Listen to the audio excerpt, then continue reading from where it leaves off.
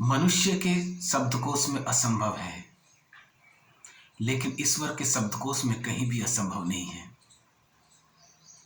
यदि आप भी अपने असंभव को संभव में परिवर्तित करना चाहते हैं तो आपके पास एक ही चीज है, वो है ईश्वर के प्रति आपका विश्वास, ईश्वर के प्रति आपकी श्रद्धा।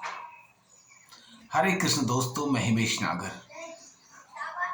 मैं आज आपको एक प्रसंग बताने जा रहा हूं जो एक आस्था पर ही आधारित है। दोस्तों, ये गाजियाबाद की रेनू का एक प्रसंग है। वो मध्यम वर्गीय परिवार में रहते थे, पैसे भी इतने ज्यादा नहीं थे, लेकिन उनकी एक इच्छा थी, किसी तरह उनका मकान बन जाए। और वो अपने मकान में वृंदावन की मिट्टी रखना चाहती थी कि उनकी नींव वृंदावन की मिट्टी से शुरू हो। बस यही उनकी इच्छा थी। बांके बिहारी की वो अनन्य भक्त थी। बांके बिहारी से प्रेम बहुत ही ऊंचा था उनका। हमेशा ही वृंदावन जाया करते थे। तो ऐसे ही दोस्तों, उसके मन में एक इच्छा थी कि किसी तरह उनका मकान बन जाए, उनका घर बन जाए। पैसे भी इतने ज्यादा नहीं थे, आर्थिक तंगी भी थी। मकान बनना शुरू हो गया बांके बिहारी की कृपा से, राधा रानी की कृपा से। मकान बनता ही जा रहा था, पता ही नहीं चल रही थी कि पैसे कहां से आ रहे हैं, कैसे बन रहा है। मकान बनता ही जा रहा था और अंत में मकान बन के पूर्ण हो गया। बस एक ही रह गया, रसोई। रसोई का काम ही अधूरा था, किचन का ही काम अधूरा था। अब वो भी वृंदावन घूमने के लिए, वृंदावन बांके बिहारी के दर्शन करने के लिए, उनसे मिलने के लिए रेणु और उनके पति वृंदावन चल देते हैं। वृंदावन जाते हैं, हर बार की तरह उनके दर्शन करते हैं, उनसे मन की बातें बोलते हैं। बस एक ही बात रह जाती है अधूरी। वो रेणु कहती है कि हे बांके बिहारी, हे राधा रानी, मैं चाहती थी कि मेरे घर में आपकी मिट्टी हो, लेकिन कहां से लाऊं, कैसे लाऊं। बड़ी दुविधा थी उसके मन में कि घर तो बन गया है, लेकिन जो मिट्टी, जो आस थी वृंदावन की मिट्टी की, वहां की रज की, वो पूरी नहीं हो पाई थी। बांके बिहारी के उन्होंने दर्शन किए, अपने मन की अभिलाषा, अपने मन की इच्छाएं बांके बिहारी से शेयर करती आ रही थी कि हे बांके बिहारी, हे राधा रानी, हे करुणामयी सरकार, आप धन्य हैं, आपको कोटि कोटि धन्यवाद। आपने मेरे घर को पूर्ण कर दिया, उसे बना दिया। बस अब तो एक ही इच्छा है, बस यही उसके मन की इच्छा थी। अब वो जैसे ही कर रही थी, किसी कारणवश उनके पैर में मोच आ जाती, चोट लग जाती है, वो चल नहीं पाती है, बड़ा मुश्किल हो जाता है चलना। तो कहती है, हे राधा रानी, इस बार तो मैं वापिस ही जा रही हूं, मैं तेरे दरबार नहीं आ सकती।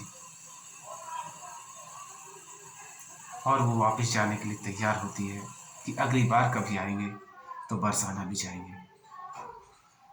लेकिन होना तो कुछ और ही था।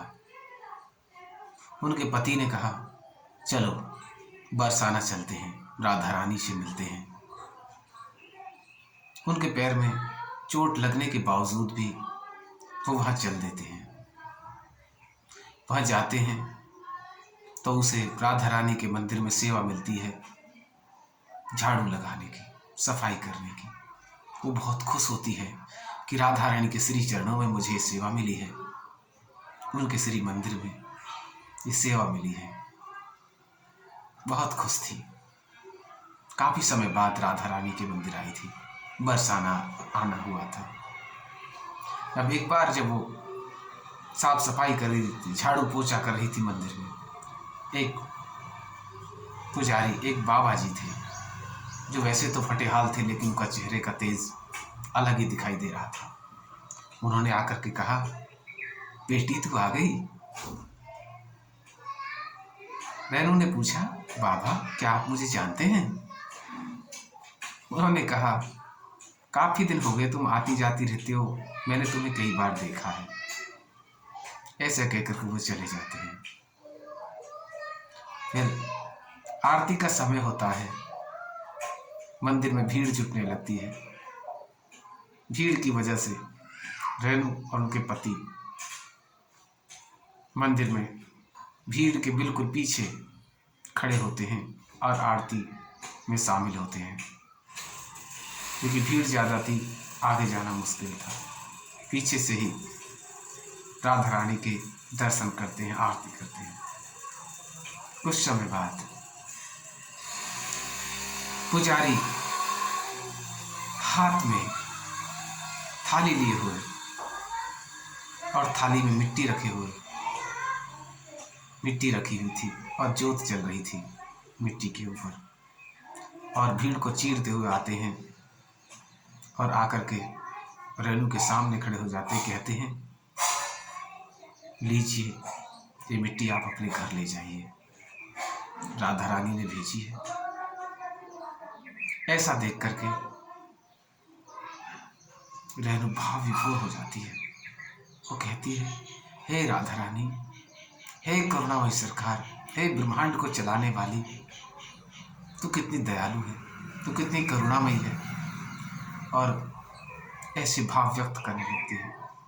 सभी लोग उस मिट्टी को लेने लगते हैं। तब पुजारी कहता है, ये मिट्टी राधा रानी ने आपके लिए भेजी है, सिर्फ आपके लिए लोग छीन रहे हैं और आप सिर्फ आपके लिए ही है।